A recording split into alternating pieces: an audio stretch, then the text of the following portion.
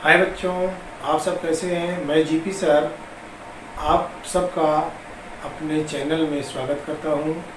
प्यारे बच्चों, आज कक्षा 12 फर्स्ट चैप्टर ठोस अवस्था एनसीईआरटी बुक्स का मैं 17वां पार्ट आपको बताने चल रहा हूं। 17वें भाग में आपको मैं बताऊंगा धातु न्यूनता या अधातु आधिक्य दोष। मीन्स प्यारे बच्चों, धातु और अधातु आप अच्छी तरह से जानते हैं, जिनमें धन आयन होता है, अर्थात ऐसे परमाणु या तत्व जो इलेक्ट्रॉन त्यागने की प्रवृत्ति रखते हैं उन्हें धातु कहते हैं, और जो ग्रहण करने की प्रवृत्ति रखते हैं उन्हें अधातु कहते हैं। अर्थात ऐसे क्रिस्टल जालक जिनमें धातु कम हो और अधातु अधिक हो, धातुओं की संख्या कम हो और या तो अधातुओं की संख्या अधिक हो, उन्हें हम धातु न्यूनता या अधातु आधिक्य दोष कहते हैं। बच्चों, ये धातु न्यूनता या अधातु आधिक्य दोष क्या है और किस प्रकार के जालक में यह पाया जाता है? तो इस प्रकार के दोष में एक धनायन जालक में अपने स्थान पर अनुपस्थित होता है। अधिक ऋणावेश जब अनुपस्थित हो जाता है तो जो ऋणावेश है ये अधिक ऋणावेश किसी पास वाले धनायन से उच्च आवेशित धनायन में बदलने से संतुलित होता है, जिससे क्रिस्टल की उदासीनता बनी रह जाती है। और इस प्रकार का दोष संक्रमण तत्वों में पाया जाता है। जैसे कि संक्रमण तत्व आप जानते हैं, ऐसे तत्व जिनका इलेक्ट्रॉनिक विन्यास करने पर बोर-बरी के नियमानुसार बाह्यतम 2 कोष अपूर्ण भरे होते हैं, उन्हें संक्रमण तत्व कहते हैं। अर्थात डी ब्लॉक के जितने तत्व हैं वो संक्रमण तत्व हैं। जैसे कि डी ब्लॉक के तत्वों में titanium, vanadium, scandium, chromium, zinc, copper, nickel, cobalt, ये सब जो हैं डी ब्लॉक के तत्व हैं। इनकी संयोजकता निश्चित नहीं होती है, ये परिवर्ती संयोजकता प्रदर्शित करते हैं। अर्थात हम आपको यह समझा रहे हैं कि जो धातु न्यूनता या अधातु आधिक्य दोष है वह जो है, जैसे कोई क्रिस्टल हो और उस क्रिस्टल में धनायन ऋणायन धनायन ऋणायन इस प्रकार से परमाणु उपस्थित होते हैं या आयन उपस्थित होते हैं, तो यहाँ से एक धनायन जो है निकल जाए और उस धनायन के निकलने के कारण ऋण आवेश जब ये बढ़ जाते हैं तो ऋण आवेश बढ़ने के लिए जो उच्च धनायन की प्रवृत्ति रखने वाला परमाणु है उसे संतुलित कर लेता है, जिससे जो है संपूर्ण जालक की उदासीनता बनी रह जाती है। अर्थात इस प्रकार के दोष को हम धातु न्यूनता या अधातु आधिक्य दोष कहते हैं। प्यारे बच्चों, यम प्लस से हम धातु को और यक्स माइनस से हम अधातु को दर्शाते हैं। यहाँ एक यम प्लस अनुपस्थित होने के कारण आप देख रहे हैं 1 2 3 4 5 6 7, केवल 7 यम प्लस है, माने 7 धातु हैं, लेकिन अधातु 1 2 3 4 5 6 7 1 8, 1 2 3 4 5 15 और 5 चौके 20। अब इसमें एक और यहाँ बन जाएगा, यहाँ पर और भी जो जालक बनेंगे इनमें यहाँ यक्स माइनस एम प्लस यक्स minus M plus X minus. अब इसमें गणना करें तो आप देखें कि जो एम प्लस है उसकी मात्रा जो है कम है और यक्स माइनस की मात्रा अधिक है। तो यहाँ पर जो, क्योंकि हम जानते हैं जो डी ब्लॉक के तत्व होते हैं, संक्रमण तत्व होते हैं, वो परिवर्ती संयोजकता प्रदर्शित करते हैं। अर्थात इनकी संयोजकता निश्चित नहीं होती है, घटती बढ़ती रहती है। किसी एक परमाणु की संयोजकता बढ़ जाती है जिससे इस संपूर्ण जालक की उदासीनता बनी रह जाती है। उदाहरण में एफईओ माने ferrous oxide, nickel oxide, ferrous sulphide, ये इसके उदाहरण हैं। तो आपको समझ में आ गया होगा, या आप एक बार फिर से समझें कि इस प्रकार के दोष में एक धनायन जालक में अपने स्थान पर अनुपस्थित होता है, अधिक ऋणावेश किसी पास वाले धनायन से उच्च आवेशित धनायन में बदलने से संतुलित होता है, जिससे संपूर्ण जालक की उदासीनता बनी रह जाती है। यह दोष संक्रमण तत्वों में अधिक पाया जाता है, डी ब्लॉक के तत्वों में अधिक पाया जाता है। जैसे यहाँ पर एक क्रिस्टल जालक है जिसमें M+ और X- ये धनायन तथा ऋणायन परमाणु है, जिसमें एक M+ अपना स्थान छोड़ करके हट जाता है और इसकी उदासीनता को बनाए रखने के लिए यहाँ पर एक दूसरे M पर डबल+ चार्ज आ जाते हैं। तो इस प्रकार के दोष को हम धातु न्यूनता या अधातु अधिक दोष कहते हैं।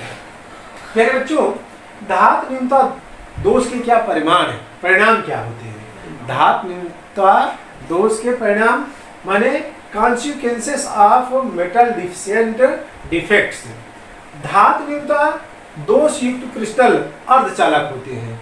जिनमें धातु न्यूनता दोष होता है ऐसे क्रिस्टल अर्धचालक होते हैं और इनकी चालकता इलेक्ट्रॉनों के एक धनायन से दूसरे धनायन के गति के कारण होती है। अर्थात धातु न्यूनता दोष का यही मुख्य परिणाम होता है। अब जो तीसरा प्रकार का एक दोष होता है उसे हम कहते हैं अशुद्धता दोष, इम्प्योरिटी डिफेक्ट्स। ऐसे दोष तब उत्पन्न होते हैं जब कोई बाह्य परमाणु क्रिस्टल के जालक में किसी परमाणु के स्थान पर रिक्त अंतराकाशीय स्थान पर उपस्थित हो जाता है, तब अशुद्धता दोष उत्पन्न हो जाता है। अब जैसे आप देखते हैं अशुद्धता दोष जो होता है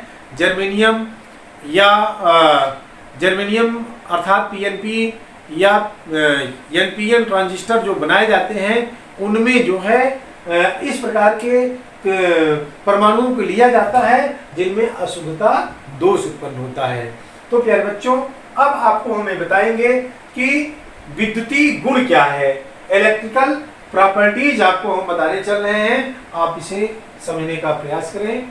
अब इलेक्ट्रिकल प्रॉपर्टीज के बारे में, विद्युतीय गुण क्या होते हैं, हम जानते हैं कि जो ठोस होते हैं उनमें निम्न कई प्रकार के विद्युतीय गुण होते हैं। कुछ ठोस ऐसे होते हैं जो विद्युत के चालक होते हैं, कुछ ऐसे होते हैं जो विद्युत रोधी होते हैं, कुछ ऐसे होते हैं जो अर्धचालक होते हैं। अर्थात विद्युत चालकता के आधार पर ठोसों को कई वर्गों में अर्थात 3 वर्गों में बांटा गया है। तो प्यारे बच्चों, अब हम आपको बताएंगे विद्युतीय गुण क्या है। विद्युतीय गुण, विद्युतीय गुण, electrical properties. Electrical properties, electrical properties यहां पर ध्यान देना है कि जितने भी ठोस हैं विद्युत चालकता के आधार पर इन्हें 3 भागों में वर्गीकृत किया गया है। सभी ठोसों को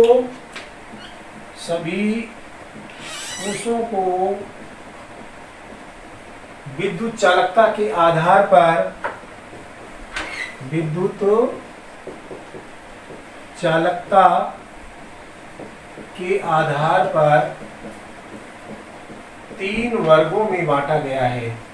3 वर्गों में बांटा गया है। अब ये 3 वर्ग क्या क्या है? यहां पर पहला है चालक। फर्स्ट है चालक, जिसको हम इंग्लिश में कहते हैं कंडक्टर्स, जिसको इंग्लिश में कहते हैं कंडक्टर्स। दूसरा है, अब जो चालक होता है, चालक किसे कहते हैं? जिनमें विद्युत प्रवाह सुगमता से हो जाए उन्हें चालक कहते हैं। जिनमें विद्युत प्रवाह सुगमता से होता है उसे विद्युत चालक कहते हैं। अब ये चालक जो है मुख्य रूप से 2 प्रकार के होते हैं। चालक कितने प्रकार के होते हैं? 2। नंबर 1 धात्विक चालक। नंबर 1 होता है धात्विक चालक।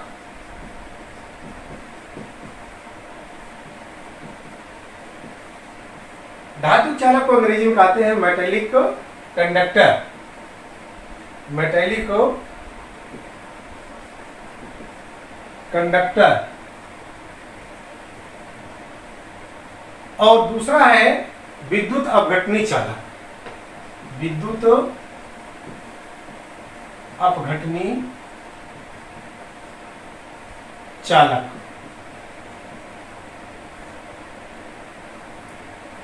इलेक्ट्रोलिटिक कंडक्टर्स, इलेक्ट्रोलिटिक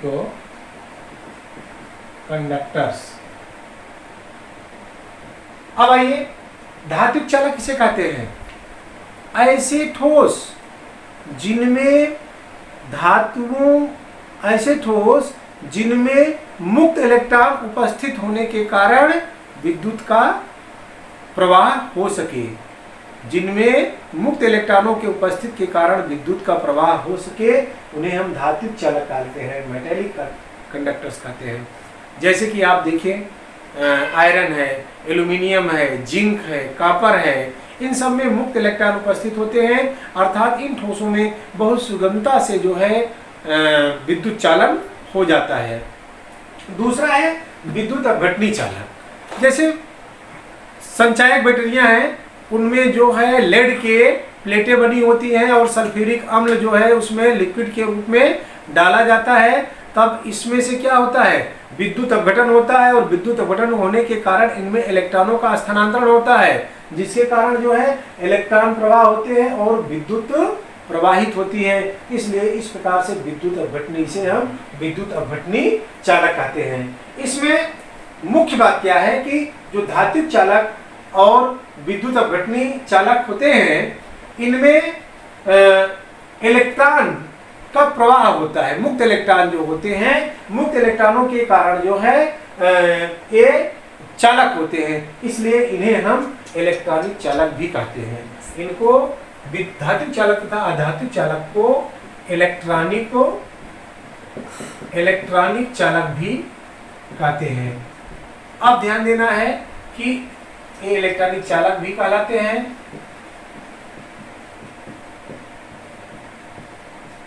इनमें जो विद्युत चालकता होती है 10 की पावर 7, इनकी विद्युत चालकता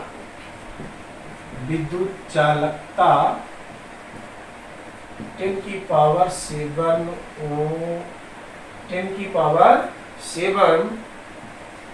ओम इनवर्स मीटर इनवर्स होती है। इनकी विद्युत चालकता 10 की power 7 ohm inverse metre inverse होती है। यह है चालक। आप फिर से एक बार ध्यान से समझें, विद्युतीय गुण क्या है? सभी ठोसों को विद्युत चालकता के आधार पर 3 वर्गों में बांटा गया है, और ये 3 वर्गों में पहला वर्ग है चालक। चालक किसे कहते हैं? जिनमें विद्युत सुगमता से प्रवाहित हो जाए, ऊष्मा सुगमता से प्रवाहित, उसे चालक कहते हैं। जैसे ये चालक जो है 2 प्रकार के होते हैं, धात्विक चालक, दूसरा विद्युत अपघटनी चालक। अर्थात कुछ ठोस ऐसे होते हैं जिनमें मुक्त इलेक्ट्रॉन उपस्थित होते हैं, जो धातु अधिक होते हैं, उनमें धातु अधिक होता है, अर्थात मुक्त इलेक्ट्रॉन उपस्थित होते हैं। मुक्त इलेक्ट्रॉन उपस्थित होने के कारण इनमें से विद्युत बहुत आसानी से प्रवाहित हो जाती है, इसलिए इसे हम धात्विक चालक कहते हैं। विद्युत अपघटनी चालक क्या है? हमें जानते हैं कि कुछ ऐसे ठोस होते हैं जो कि किसी ऐसे एक्वस सॉल्यूशन में या सल्फ्यूरिक अम्ल में डालने पर उनमें से इलेक्ट्रॉनों का स्थानांतरण होता है, जिसके कारण परिपथ में धारा प्रवाहित होने लगती है। अर्थात यह क्रिया जो है किसके कारण होता है? विद्युत अपघटन के कारण होता है, और विद्युत अपघटन के कारण होने के कारण ही इसे हम विद्युत अपघटनी चालक कहते हैं। और इन दोनों स्थितियों में इलेक्ट्रॉनों के गति के कारण यह क्रिया होती है, इसलिए इन्हें हम इलेक्ट्रॉनिक चालक भी कहते हैं। और इनकी विद्युत चालकता 10 की power 7 ohm inverse metre inverse होती है। अब आइए हम दूसरे प्रकार के चालक की चर्चा करते हैं। दूसरा प्रकार का जो चालक है उसे हम विद्युत रोधी कहते हैं। विद्युत रोधी चालक या विद्युत रोधी। विद्युत रोधी को हम इंग्लिश में कहते हैं इंसुलेटर्स। अब आप यहाँ पर ध्यान से समझें कि ये इंसुलेटर्स क्या है, विद्युत रोधी क्या है। ऐसे पदार्थ, ऐसे ठोस जिनसे विद्युत बिल्कुल नहीं प्रवाहित हो पाती है, जिनमें से विद्युत या धारा का प्रवाह बिल्कुल नहीं होता है, उन्हें हम विद्युत रोधी कहते हैं। और बहुत से उदाहरण हैं। बहुत से उदाहरणों में प्लास्टिक, लकड़ी, ये सब क्या है? विद्युत रोधी। इनमें विद्युत धारा बिल्कुल प्रवाहित नहीं होती है। और इनमें उदाहरणों के साथ साथ जो है अन्य उदाहरण भी है, जैसे फास्फोरस है। फास्फोरस में भी विद्युत का प्रवाह नहीं हो पाता है, ये भी विद्युत रोधी होता है। सल्फर है, ये भी विद्युत रोधी होता है। प्लास्टिक है, ये भी विद्युत रोधी होता है। सबसे खास बात यह है कि जो इनकी विद्युत चालकता होती है, विद्युत चालकता, इनकी विद्युत चालकता क्या होती है? इनकी विद्युत चालकता होती है 10⁻⁻10 ओम इनवर्स मीटर इनवर्स होती है। इनकी चालकता जो होती है 10⁻⁻10 ओम इनवर्स मीटर इनवर्स होती है। अर्थात विद्युत रोधी क्या है? एक बार पुनः आप समझें। ऐसे ठोस जिनमें से धारा का प्रवाह बिल्कुल ना हो सके, जिनमें बिल्कुल विद्युत न प्रवाहित हो सके, उसे हम विद्युत रोधी कहते हैं। जैसे प्लास्टिक, लकड़ी, फास्फोरस, सल्फर इत्यादि, ये सब क्या है? विद्युत रोधी हैं। और इनकी विद्युत चालकता 10⁻⁻10 ओम इनवर्स मीटर इनवर्स होती है। आइए अब हम तीसरे प्रकार के चालक की चर्चा करते हैं, जिसे हम कहते हैं अर्धचालक। अर्धचालक, इसको अंग्रेजी में कहते हैं सेमीकंडक्टर्स। सेमीकंडक्टर्स, सेमीकंडक्टर्स क्या है? ऐसे ठोस जो चालक तथा विद्युत रोधी के मध्य होते हैं। ऐसे ठोस जो चालक तथा विद्युत रोधी के मध्य होते हैं, उन्हें हम अर्धचालक कहते हैं। अर्थात इनमें कुछ परिस्थितियों में जो है धारा का प्रवाह होता है, तो कुछ परिस्थितियों में धारा का प्रवाह नहीं होता है। अर्थात इनकी जो विद्युत चालकता होती है, ये इनकी विद्युत चालकता